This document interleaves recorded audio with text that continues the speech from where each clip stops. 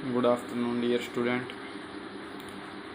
आज हम आपको +2 क्लास का जो बचे हुए पॉइंट हैं थर्ड लेसन के समकालीन विश्व में अमेरिकी वर्चस्व के लगभग हाफ लेसन के आपको समझाया गया था। उसके कुछ बचे हुए पॉइंट थे जो मैंने जैसे जिक्र किया था आपसे पहले कि जैसे 9/11 का हमला हुआ या ऑपरेशन इराक़ी फ्रीडम हुआ या उसके जैसे अमेरिका के वर्चस्व में जो जो क्या क्या बाधाएं आई उनके मार्ग में, वो किस तरीके के क्या क्या पॉइंट थे उनका आज आपको विश्लेषण से बता दिया जाएगा। तो हम पहला पॉइंट आपका लेके चलते हैं कि 9/11 का हमला ऑपरेशन इंड्यूरिंग फ्रीडम। ये अमेरिका में 9/11 का मतलब है कि भाई इसमें आता है कि अमेरिका में पहले डेट से पहले मंथ लिखा जाता है 9वें महीने की 11 तारीख, जबकि भारत में जैसे अगर कोई आज की डेट लिखी जाती है, मान लीजिए अगर 11 तारीख को कोई बात घटना होती है तो 11 तारीख 9वां महीना और इसके बाद जो भी सन होती है जैसे 2020 है या कुछ भी। लेकिन अमेरिका में क्या होता है कि पहले डेट लिखी जाती है, पहले मंथ लिखा जाता है, उसके बाद डेट लिखी जाती है और फिर सन लिखी जाती है। तो ये इस तरीके से बना है 9/11 का हमला। इसको शॉर्ट में 9/11 बोल दिया जाता है। तो 9/11 का जो हमला है इसमें क्या हुआ था कि इसमें अमेरिका में जो आतंकवादी होते हैं वो 19 आतंकवादी अमेरिका में प्रवेश कर गए थे। किस ग्रुप के थे? वो अलकायदा ग्रुप के थे। और उन्होंने कैसे क्या किया वो मैं आपको बता रहा हूँ।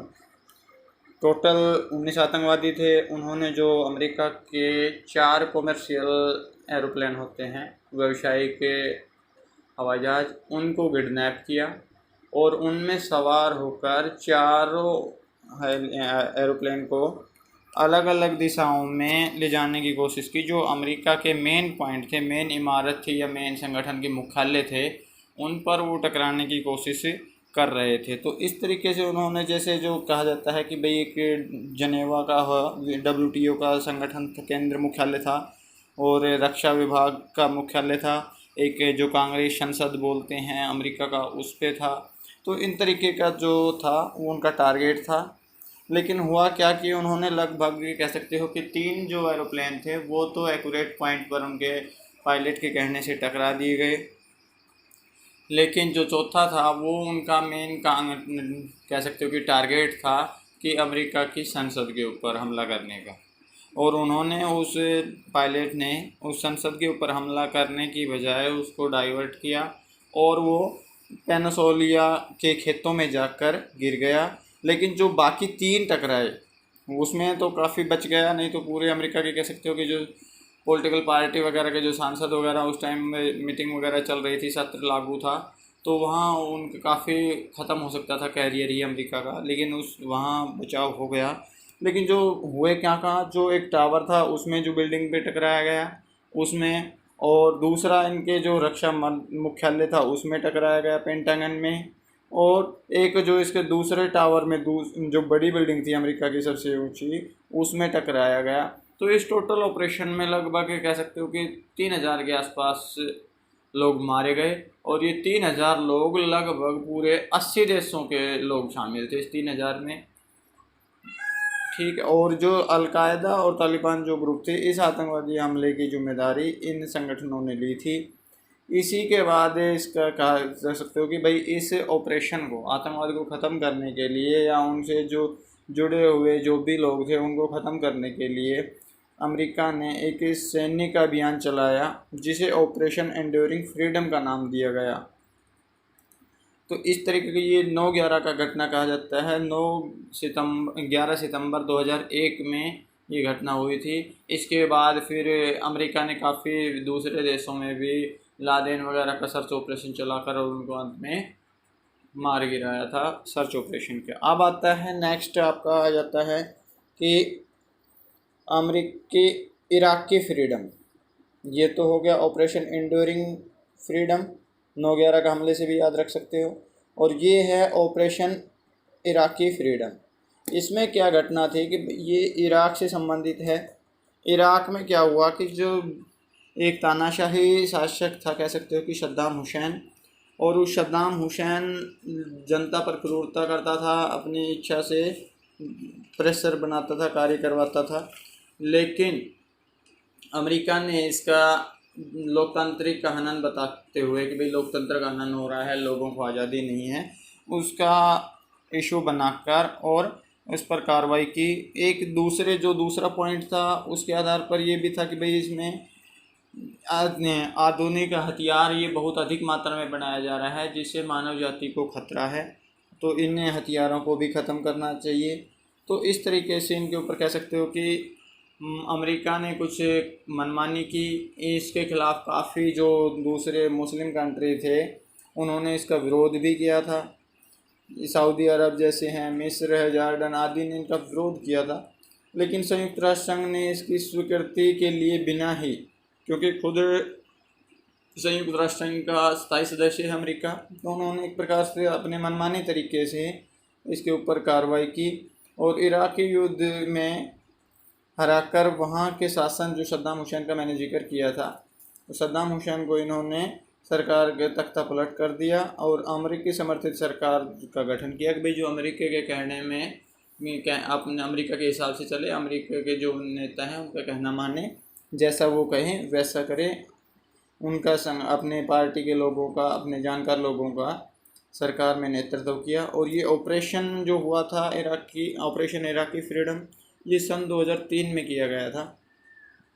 अब इसमें आ जाता है कि भाई नेक्स्ट और क्या हुआ था। इराकी फ्रीडम में आपका आ गया कि भाई इस तरीके से हुआ। ऐसे अब आ जाता है कि भाई जो वर्चस्व की कहानी थी अमेरिका की, कि भाई किस तरीके से विश्व में अपना तानाशाही या कह सकते हो कि अपना दबदबा जमाना चाह रहा था अमेरिका, और उसके मार्ग में उस जो दबदबा बनाना चाह रहा था उसके मार्ग में क्या क्या चुनौतियाँ आई या क्या क्या बाधाएं आई उनके बीच में, तो वो नेक्स्ट पॉइंट आप कर लेते हैं। अब अमेरिकी वर्चस्व की मार्ग में प्रमुख चुनौतियाँ, इसमें पहला पॉइंट है आतंकवाद का।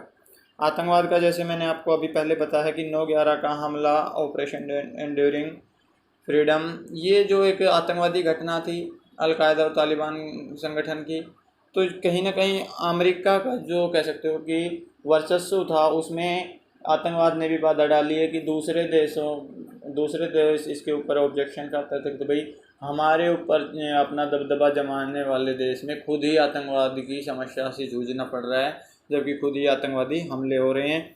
तो आतंकवाद एक ऐसा कह सकते हो कि नाम था उनके लिए कि जो उनके वर्चस्व में बाधा बन रहा था, जो उनकी वर्चस्व पद्धति के ऊपर एक चिन्ह लगा रहा था कि भाई आप पूरे विश्व में आपका वर्चस्व नहीं है। आतंकवादी संगठन भी अपनी अहमियत रखे हुए हैं, वो भी चाहे तब आपके देश में या उसमें हमला कर सकते हैं, जैसा कि 9/11 में हमला किया। नेक्स्ट आ जाता है कि भाई विश्व जनमत का विरोध। विश्व जनमत का विरोध का मतलब है कि भाई अमेरिका जब पूरे विश्व में तानाशाही कह सकते हो या आर्थिक रूप से, सैनिक रूप से या सांस्कृतिक रूप से अपना दबदबा बनाना चाह रहा था, उस टाइम विश्व के काफ़ी देश, बहुत अधिक संख्या में विश्व के देश अमेरिका के इस पद्धति के खिलाफ थे कि आप इस तरीके से किसी भी दूसरे देशों को गुलाम या कह सकते हो कि आर्थिक कर्ज में नहीं दबा सकते और अपना उनके ऊपर वर्चस्व साबित नहीं कर सकते। तो एक काफ़ी जब एक देश के खिलाफ में काफ़ी अधिक देश एक विरोधी हो जाते हैं, मान लीजिए एक अकेला देश है और उसके खिलाफ अगर 30-35 देश इकट्ठे होकर एक साथ आवाज़ उठाते हैं, तो कहीं ना कहीं उसके वर्चस्व में वो बाधा पैदा होती है और वो अपने मनमाने तरीके से काम नहीं कर पाता है। ऐसा ही नेक्स्ट पॉइंट था कि अफ़गानिस्तान और इराक में असफलता। अफ़गानिस्तान और इराक में असफलता का कारण था कि यहाँ इन्होंने जो ऑपरेशन किया, जो भी कार्रवाई की, वो आतंकवाद को ख़त्म करने के लिए की। लेकिन यहाँ अफ़गानिस्तान में तो इतना ज़्यादा टाइम नहीं लगा इनको ख़त्म सफाया करने में, लेकिन वहाँ पर भी अमेरिका की सेना को रुक पाना भी मुश्किल था। और अब भी समय समय पर वहाँ पर जो हमले किए जा रहे हैं अमेरिकी सेना द्वारा, कई ऑपरेशन चलाए जाते हैं या फिर कोई आतंकवादी गतिविधि होती है, इसके ये समझा जा सकता है कि अमेरिका के द्वारा पूरे आतंकवाद का सफाया नहीं हो सका और जिसमें आतंकवाद के सफाए में अमेरिका असफल रहा।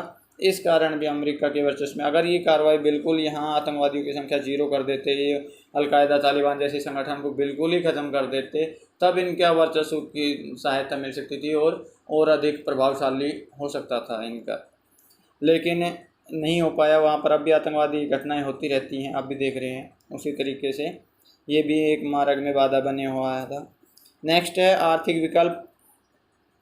आर्थिक विकल्प का मतलब होता है कि जब एक आपको सामाजिक लेवल पे बताया जाए कि भाई गांव में जब एक व्यक्ति के पास पैसा होता है या बहुत अधिक पैसा होता है, तो गांव के बाकी लोग उनके सामने उनके या खिलाफ आवाज़ नहीं उठाते हैं और जैसा वो कहते हैं उनकी हाँ में हाँ मिलाना शुरू कर देते हैं। जबकि जब एक व्यक्ति, मान लीजिए इसके पास पैसा है और एक दूसरे व्यक्ति के पास भी पैसा है, तीसरे व्यक्ति के पास भी पैसा है, तो इस तरीके से अगर ये अपनी तानाशाही या अपना वर्चस्व स्थापित करना चाहता है, मान लीजिए कोई गरीब आदमी है भी, तो अगर इसको एक ऑप्शन है, इसके पास ये 2 बाकी बचे हुए हैं, ये पैसे नहीं देगा कभी इमरजेंसी में, तो इसके पास भी ले सकता है। मान लीजिए ये भी नहीं लेगा तो ये भी, तो इसी प्रकार ये किसी के भी प्रभाव में नहीं रहेगा और अलग अलग अपना काम करते रहेंगे। इस तरीके से है कि जब विश्व में एक जैसे जापान था, फ्रांस था, ये चाइना वगैरह, इस तरीके के जो देश आर्थिक रूप से विकसित होते चले गए और अमेरिका को, रूस वगैरह था, अमेरिका की टक्कर देने लग गए अमेरिका को आर्थिक क्षेत्र में और दूसरे देशों के सामने विकल्प के रूप में आ गए, व्यापार से संबंधित हो या आर्थिक दृष्टि से संबंधित हो, तब अमेरिका का प्रभाव दूसरे देशों पर कम हो गया और उसके दबाव से, उसके कह सकते हो कि चंगुल से देश निकलने लग गए और वो अपने वर्चस्व को अधिक समय तक साबित या कह सकते हो कायम नहीं रख सका। नेक्स्ट है कि क्षेत्रीय संगठन। क्षेत्रीय संगठन में आ जाता है जैसे नाटो, सीटो वगैरह, एक ग्रुप बना लिया जाता है कि अगर हमारे देश के ऊपर, मान लीजिए 5-10 देशों ने मिलकर एक संगठन बना लिया कि अगर हमारे देश के ऊपर इन 10 देश में से कोई, किसी भी देश पर कोई भी देश आक्रमण करता है या मनमाने तरीके से कार्रवाई करता है, तो हम 10 के 10 देशों की सेना मिलकर एक साथ उसका मुकाबला करेंगे। तो इस तरीके के जो 5-5, 10-10, 15 देशों ने अपने संगठन बना लिए, उसके कारण भी अमेरिका के वर्चस्व में कमी आई। कह सकते हो कि वर्चस्व पूरी तरीके से प्रभावशाली नहीं रहा, क्योंकि अगर किसी एक देश के ऊपर हमला करता है और विरोध में 10 देश उसके अमेरिका के ऊपर हमला करते हैं, तो अमेरिका कह सकते हो कि नहीं टिक पाएगा, उनका मुकाबला नहीं कर पाएगा।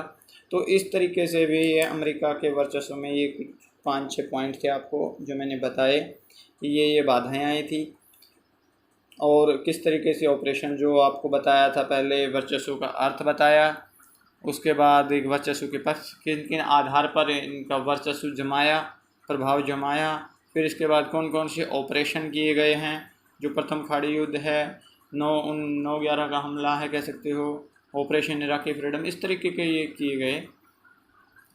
तो इस लेसन में लगभग मेन इतना ही पॉइंट है।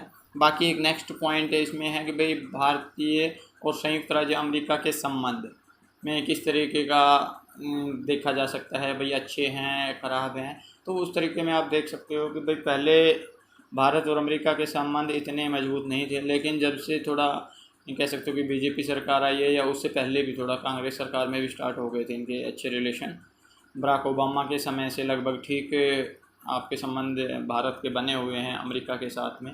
तो अब जो कार्रवाई चल रही है वो कह सकते हो कि सबसे मजबूत पक्ष के रूप में अमेरिका ही भारत के साथ खड़ा रहता है।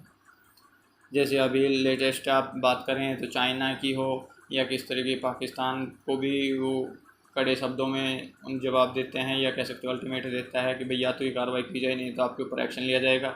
या अभी जो चाइना का मुकाबला था उसके ऊपर भी, चाइना वायरस में भी आपको भारतीय बाउंड्री लाइन के ऊपर कह सकते हो LOC के ऊपर चाइना अमेरिका अपनी सेना तैयार करने के लिए तैयार था कि भाई हम अपनी सेना भी तैयार कर देंगे और चीन का मुकाबला करने के लिए। तो इस तरीके से अब तो काफ़ी गहरे संबंध बने हुए हैं अमेरिका के भारत के। तो ये नेक्स्ट पॉइंट था, इस लेसन में इतना ही है। नेक्स्ट आपका ये लेसन रीडिंग करने के बाद आपके नोट्स दे दिए जाएंगे, उसके बाद आपको नोट्स अपने रिटर्न वर्क ज़रूर करना है बेटा, बर्डन कम हो जाएगा, टाइम कम है, सिलेबस आपका कह सकते हो कि नहीं हो पाएगा पूरा। अगर सिलेबस 30% कम होने के लिए कह रहे हैं, लेकिन अगर नहीं हुआ 30% में मुश्किल से वो 2-3 लेसन कम करेंगे, इससे ज़्यादा नहीं करेंगे, तो भी आपका सिलेबस काफ़ी बच जाता है। तो वो आपको कंप्लीट करना है, तो अभी से आप तैयारी करते रहें। धन्यवाद।